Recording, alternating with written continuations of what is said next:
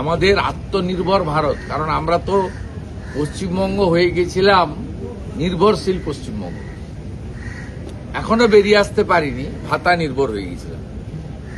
আর মোদিজির নেতৃত্বে, রাজনাথ সিংজি, অমিত শাহজির নেতৃত্বে ভারত হচ্ছে আত্মনির্ভর। সেটা আমরা অপারেশন সিন্দুরে দেখেছি। লখনৌ থেকে আর্মির যে তৈরি করা ব্রহ্মস কিভাবে পপুলার হয়েছে, কিভাবে বিদেশি শক্তিকে চুরচুর করে দিয়েছে, ভেঙে তছনছ করে দিয়েছে।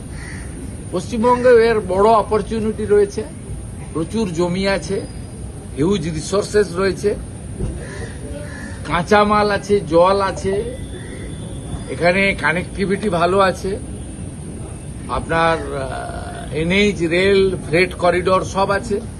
ন্যাচারালি এখানে ডিফেন্স সেক্টরেও অনেক কাজ হবে। গার্ডেন রিচ শিপ বিল্ডার্সও দে আর কমিটেড, তারাও অনেক বড় করবে। অ্যাজ এ মুখ্যমন্ত্রী হিসেবে আমাদের দায়িত্ব, আমার সঙ্গে চিফ সেক্রেটারি ছিলেন, আমরা ওনাদের ফুল কোঅপারেশন করব। এখানকার মূল প্রোগ্রামের পরে এমএসএমইর 25 জন যারা মানে এমএসএমইর ভিতরে কাজ করছেন বা কাজ পেয়েছেন থ্রু জেম পোর্টাল বা থ্রু প্রসেস, তাদের সঙ্গে ইন্টারাকশন উনি করছিলেন ইন প্রেজেন্স অফ মি। ওরা বলছিল এই যে লাস্ট 3-3.5 মাসে যে আমাদের ধারণাই অনেকটাই বদলে গেছে, যে এখানে